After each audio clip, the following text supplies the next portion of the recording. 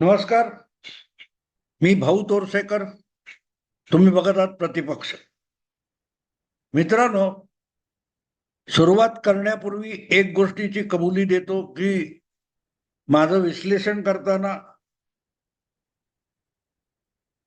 माजी आमदार, भावी मुख्यमंत्री झाले माजी आमदार, असं जे बोललो होतो मी, त्यात तेव्हा जे निकाल होते त्याच्या आधारावर बोललो. त्यामुळे एक चूक झाली आहे की नाना पटोले हे पराभूत झाले असं मी म्हटलं होतं.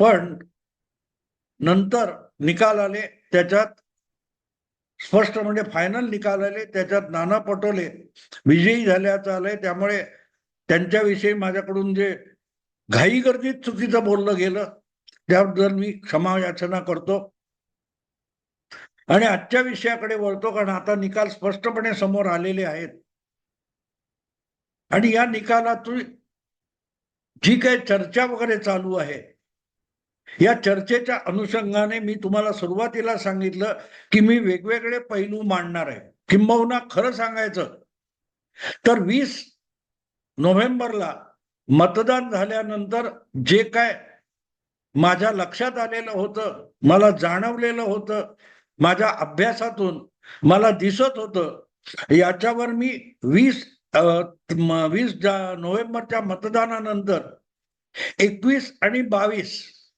नोव्हेंबर या 2 दिवस 3 मिळून 6 व्हिडिओ टाकले होते आणि 23 नोव्हेंबर नंतर म्हणजे मतमोजणी नंतर काय परिस्थिती होऊ शकते याविषयी मी जे 6 व्हिडिओ टाकले होते त्यात जवळजवळ त्यात मी जे काही माझं आकलन सांगितलं होतं ते आता खरं ठरलंय जवळजवळ बऱ्याच अंशी.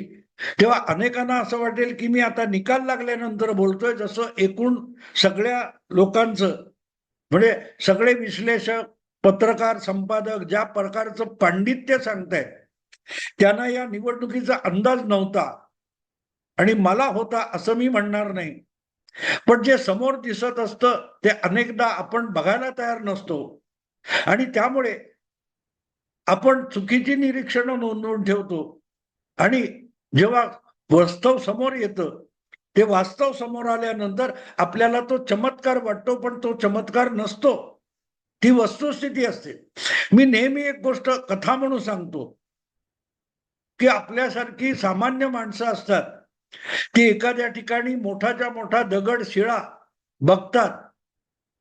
आपल्याला तो फक्त दगड दिसत असतो, पण एखादा उत्तम कलावंत शिल्पकार असेल तर त्याला त्या दगडामध्ये, त्या शिळेमध्ये एक सुंदर मूर्ती दिसू शकते आणि मग तो छिन्नी हातोडा घेऊन त्या दगडामधला अनावश्यक भाग बाजूला करत करत त्याची एक सुंदर मूर्ती घडवतो, शिल्प घडवतो आणि ते शिल्प घडवल्यानंतर आपण अचंबित होऊन त्याच्याकडे बघायला लागतो.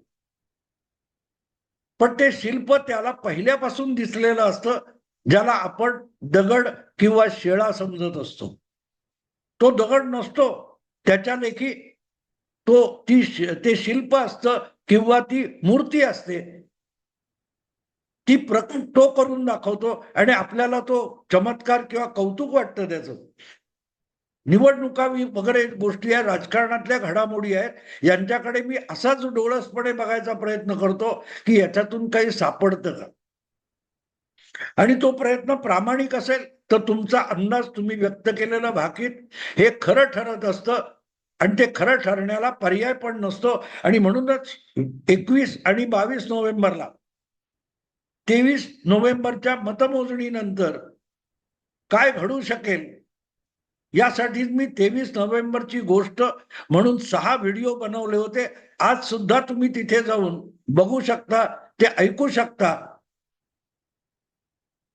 मी मुद्दाम या व्हिडिओ खाली त्या 6ही व्हिडिओच्या लिंक्स देणार आहे, जे उत्सुक आणि राजकारण समजून घ्यायला आणि अभ्यासायला उतावळे लोक असतात किंवा इच्छुक असतात, त्यांनी ते 6 व्हिडिओ परत ऐकावेत.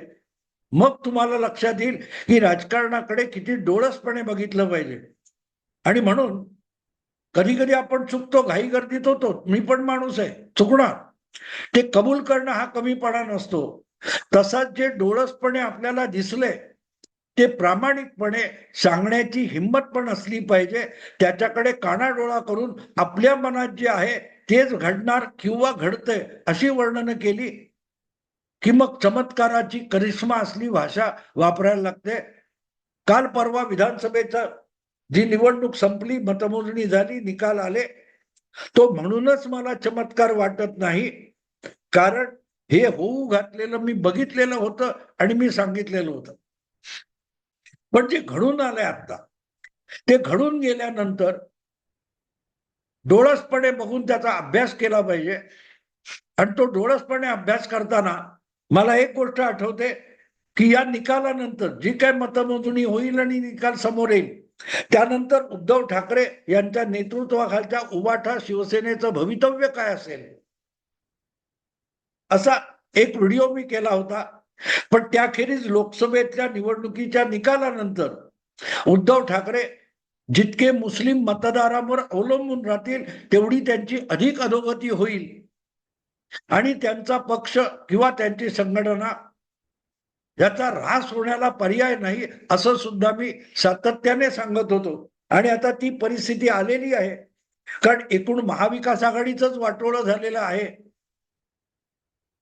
त्या महाविकास आघाडीमध्ये उद्धव ठाकरे यांना फक्त 20 आमदार निवडून आणता आलेले आहेत. पण या 20 आमदारांकडे कसं बघायचं आणि ज्याला निवडणूक आयोगाने अधिकृत किंवा खरी शिवसेना म्हणून कौल दिलेला आहे त्या एकनाथ शिंदेनी निवडून आणलेल्या 57 आमदारांकडे कसं बघायचं याचंही एक स्वतंत्र विश्लेषण करणं मला अगत्याचं वाटतं. कारण 2024च्या विधानसभा निवडणुकीचा हा एक स्वतंत्र पैलू आहे. त्याची चर्चा फारशी झालेली नाही. गद्दार गद्दार, खोके खोके, दगाबाज, वाटेल ते मिंदे वगैरे सगळी भाषा वापरून झाली आणि त्या उपर शेवटी मराठी मतदाराने नव्हे तर शिवसेनेच्या हिंदू मतदाराने उद्धव ठाकरेंना दाखवून दिलं की तुम्ही धादांत खोटे आहात, तुम्ही बाळासाहेबांचे पुत्र असाल पण तुम्ही शिवसेनेच्या प्रमुखाचे, शिवसेना संस्थापकाचे पुत्र आणि वारसदार नक्की नाही. आणि हे मतदाराने अगदी निवडणूक निकालातून सुद्धा दाखवून दिलंय. मित्रांनो, 5 वर्षापूर्वी शिवसेना भाजप युती म्हणून निवडणूक लढवली गेली होती आणि त्या निवडणुकीचे निकाल आपल्या समोर आलेले होते. त्यामध्ये आपल्याला मुख्यमंत्री पद मिळालं पाहिजे म्हणून निवडणूक काळात सुद्धा उद्धव ठाकरे किती उपद्व्याप करत होते की भाजपची संख्या घटली पाहिजे आणि ती घटल्यानंतर आपल्याला दोन्ही काँग्रेसच्या बरोबरीने बहुमत दाखवून मुख्यमंत्री व्हायचे म्हणून भाजपचे उमेदवार 5 वर्षापूर्वी सुद्धा पाडायचा उद्योग उद्धव ठाकरे यांनी केलेला होता. अन्यथा तेव्हाच शिवसेना आणि भाजप या आघाडीला 200 पेक्षा अधिक आमदार मिळाले असते. भाजपला कदाचित 130-35 आजच्या इतके आणि 70-65 आमदार हे शिवसेनेला मिळाले असते ज्याचा नेता उद्धव ठाकरे होते. कारण तेव्हा सुद्धा हे भाकीत मी एक पुस्तक लिहून केलेलं होतं. युती प्रामाणिकपणे लढली, दोन्ही पक्षांनी एकमेकाचे उमेदवार पाडण्याचा उद्योग केला नाही तर शिवसेना भाजप युती 2019 मध्ये 200चा आकडा पार करू शकेल हे भाकीत मी केलेलं होतं. ते उद्धव ठाकरेंनी खोटं पाडलं कारण त्यांनी आपले उमेदवार निवडून आणण्यापेक्षा भाजपचे आमदार कसे कमी होतील त्यासाठी पाडापाडीचा उद्योग केला आणि काल परवाच्या या विधानसभा निवडणुकीच्या दरम्यान उद्धव ठाकरे यांनी त्याची एक प्रकारे कबुली दिलेली आहे.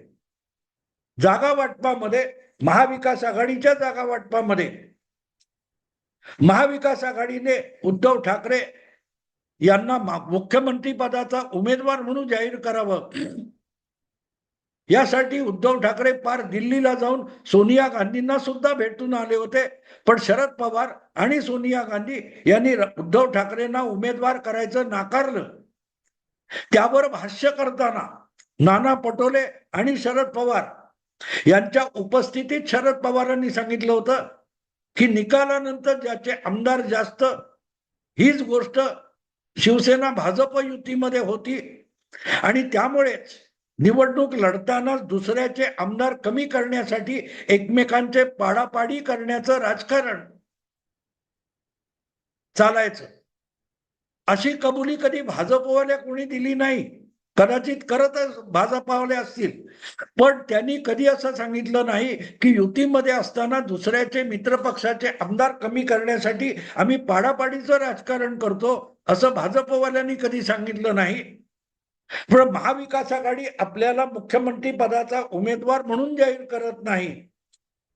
हे लक्षात आल्यानंतर संतापलेले उद्धव ठाकरे यांनी आपला मनातली गोष्ट आणि आपण आजवर केलेल्या राजकारणातलं सत्य सांगून टाकलं की युतीमध्ये असताना आम्ही भाजपचे उमेदवार पाडायचा उद्योग करत होतो. 2019 मध्येच आपल्याला भाजप मुख्यमंत्री करणार नसेल तर सरळ सरळ काँग्रेस आणि राष्ट्रवादी बरोबर जाऊन मुख्यमंत्री पद मिळवायचं हे ठरवूनच उद्धव ठाकरे यांनी 5 वर्षापूर्वी सुद्धा भाजपची संख्या 122 पासून खाली येण्यासाठी प्रयत्न केले होते. याची कबुली त्यांनी दिलेली आहे. आणि तरीही शिवसेना भाजप युती जी प्रामाणिकपणे एकमेकांच्या बरोबर होती, तिला त्या शिवसेनेला 56 आमदार मिळाले होते. आज एकनाथ शिंदे हे भाजप बरोबर प्रामाणिकपणे वागले, जागासाठी हट्ट केला नाही, तर त्यांचे 57 आमदार निवडून आले. म्हणजेच अखंडित शिवसेना जी होती उद्धव ठाकरे यांच्या नेतृत्वाखालची, तेवढे 56च्या ऐवजी एक जास्त 57 आमदार एकनाथ शिंदे यांनी निवडून आणले. मग प्रश्न असा पडतो की आज शिवसेना भाजप युतीत नसलेले उद्धव ठाकरे यांनी उबाटा शिवसेनेचे 20 आमदार कुठून निवडून आणले, हा एक प्रश्न आहे, हा एक पैलू आहे. आणि या निवडणूक निकालांचं विश्लेषण करताना त्याचा बारकाईने विचार झाला पाहिजे. तो सध्या बाजूला ठेवू, मी तो नंतर घेतो. पण आता लक्षात घ्या की 57 आमदार हे एकनाथ शिंदेचे आहेत, उद्धव ठाकरेंचे 20 आमदार आहेत, दोन्ही मिळून 77 होतात. आणि त्यामध्ये भारतीय जनता पक्षाचे शिवसेनेने दगाबाजी न करता आलेले 133 आमदार घातले, तर दोघांची संख्या 200 पर्यंत जाते. म्हणजे 5 वर्षापूर्वीच्या 2019च्या विधानसभा निवडणुकीसाठी मी जो सिद्धांत मांडला होता की शिवसेना आणि भाजप युती हे दोन्ही पक्ष प्रामाणिकपणे एकमेकांशी दगाबाजी न करता लढले तर 200 पर्यंत जाऊ शकतात, हे माझं भविष्य 5 वर्षानंतर देवेंद्र फडणवीस आणि एकनाथ शिंदे यांनी खरं करून दाखवलेलं आहे. कारण आज एकनाथ शिंदे 57, भाजप देवेंद्र फडणवीस 133, या दोघांची बेरीज एकत्र केली तर 190 पर्यंत जाते. त्यामध्ये उद्धव ठाकरे यांचे 20 आमदार टाकले तर 210 हा आकडा होतो. जी गोष्ट मी 5 वर्षापूर्वी दोन्ही पक्षांच्या प्रामाणिक युतीतून शक्य आहे म्हटलं होतं, ते आज शक्य झालेलं आहे. पण ते उद्धव ठाकरेंना युतीतून बाजूला झाल्यावर शक्य झालेलं आहे. शिवसेना भाजप युती जी चालली होती त्यामध्ये बिब्बा घालण्याचं काम खुद्द उद्धव ठाकरे करत होते, याचा यापेक्षा मोठा पुरावा असू शकत नाही. त्यांना मोठं व्हायचं होतं, पण आपल्याला मोठं होता येत नसेल तर आपण मोठं होण्यासाठी आपल्या मित्राचे हात पाय कापून त्याला लंगडा पांगडा करायचा, ही जी नकारात्मक नीती उद्धव ठाकरे यांनी वापरलेली होती, त्याचे दुष्परिणाम गेल्या 5 वर्ष महाराष्ट्राने भोगले. आता ती परिस्थिती बदललेली आहे आणि ती बदलण्याला जितके देवेंद्र फडणवीस यांचे प्रयत्न उपयोगी ठरलेत, तितकंच एकनाथ शिंदे यांचं योगदान बहुमोलाचं ठरलेलं आहे. कारण हा आकडा 200 पेक्षा जास्त, हा आकडा मी 5 वर्षापूर्वी सांगितला होता, जो उद्धव ठाकरेंनी खोटा पाडून दाखवला. ज्याविषयी देवेंद्र फडणवीसांनी 2 ठिकाणी जाहीररित्या कबुली दिली आहे की भाऊंचं ऐकलं असतं तर. लक्षात घ्या, देवेंद्र फडणवीसांनी 2 जाहीर कार्यक्रमामध्ये याची स्पष्ट कबुली दिली की भाऊंचं ऐकलं गेलं असतं तर चित्र वेगळं दिसलं असतं. हरकत नाही, 5 वर्षांनी मी सांगितलेलं चित्र खरं ठरलंय. उद्धव ठाकरे यांचे 20 आमदार म्हणूनच कुठून आले हे शोधणं भाग पडतं. आजच्या निकालांचा अभ्यास करताना सगळ्यात मोलाची गोष्ट कुठची असेल तर जर अपेक्षेप्रमाणे भाजपचे 133 आले तर मग एकनाथ शिंदे यांचे कमीत कमी 70-75 का आले नाहीत, तर त्यातले काही मतदार हे अजूनही उद्धव ठाकरेंकडे राहिले. आणि जर अखंड शिवसेना असती आज सुद्धा तर 250 फक्त या 2 पक्षांना मिळवता आले असते. उद्धव ठाकरेंनी फक्त भाजपचं नुकसान केलं नाही, युतीचं नुकसान केलं नाही, तर आपल्याही पक्षाचं किती नुकसान केलंय की आज उद्धव ठाकरे यांच्याकडे 20 आमदार दिसतात, ते सुद्धा शिवसेनेचे नाहीत, भले ते उबाटा शिवसेना या नावाने निवडून आलेले असतील तर. काँग्रेसचे 44 आमदार होते, ते काँग्रेसचे 44 आमदार घटून 16 का 17 पर्यंत खाली आलेले आहेत. आणि इथे आपल्याला कळतं की उद्धव ठाकरे यांच्याकडे आलेले 20 आमदार हे उद्धव ठाकरेंनी काँग्रेस पक्षाचे चोरलेले आमदार आहेत. ते नेहमी म्हणतात ना की भाजपने आमचे आमदार चोरले, भाजपने वडील चोरले, भाजपने पक्षचिन्ह चोरलं, भाजपने पक्षाचं नाव चोरलं. आज गंमत अशी आहे की एकनाथ शिंदेनी 56च्या ऐवजी 57 आमदार शिवसेना म्हणून निवडून आणले, तर मग उद्धव ठाकरे यांच्या खात्यात दिसणारे 20 आमदार आले कुठून? आणि काँग्रेसचे 44 आमदार होते विसर्जित विधानसभेमध्ये, ते आता 16 पर्यंत आले असतील, तर काँग्रेसचे 30 आमदार, 22 आमदार किंवा 28 आमदार कोणी चोरले, कुठे गेले?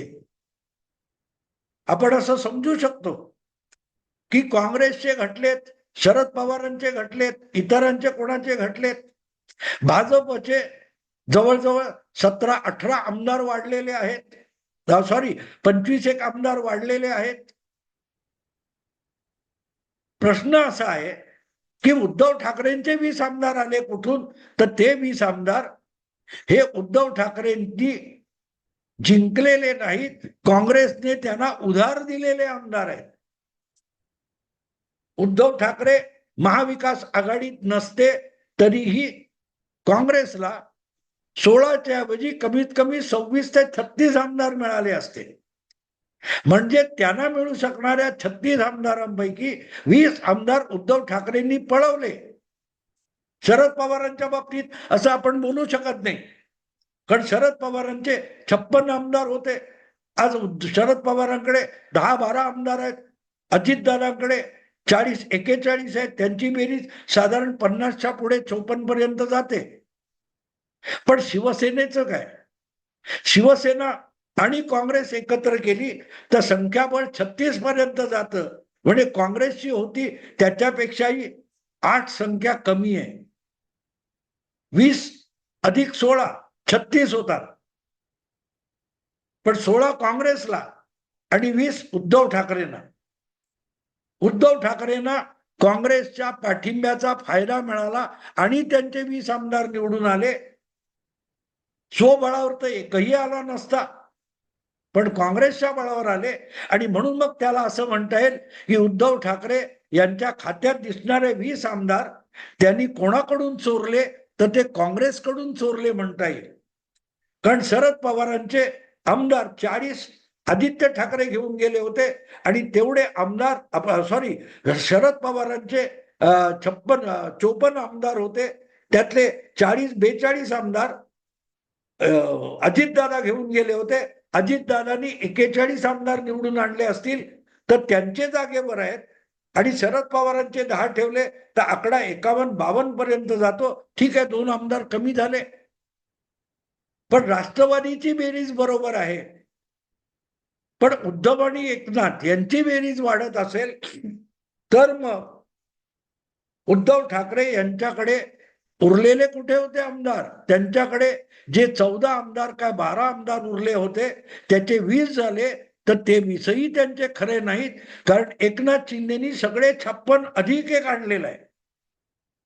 अर्थ सरळ आहे मित्रांनो, उद्धव ठाकरेंनी काँग्रेसचे आमदार मित्र म्हणून चोरले. चोरणं ही भाषा उद्धव ठाकरेंची आहे, माझी नाही. एकनाथ शिंदे बरोबर आमदार गेले, चोरले. एकनाथ शिंदेना चिन्ह मिळालं, चोरले. एकनाथ शिंदेना पक्षाचं नाव मिळालं, चोरलं. एकनाथ शिंदेनी बाळासाहेबांचा फोटो लावला, बाप चोरला. तेव्हा चोरा चोरा चोरी चोरी हे शब्द उद्धव ठाकरेंचे आहेत आणि म्हणून मग त्यांचे 20 आमदार त्यांनी काँग्रेसकडून चोरलेत. आता काँग्रेस उद्धव ठाकरेंना चोर कधी म्हणते हे आपण प्रतीक्षा करू असं मला वाटतं. आता इथेच थांबतो. आवडलं लाईक करा, शेअर करा आणि प्रतिपक्षाला सबस्क्राईब करा. नमस्कार.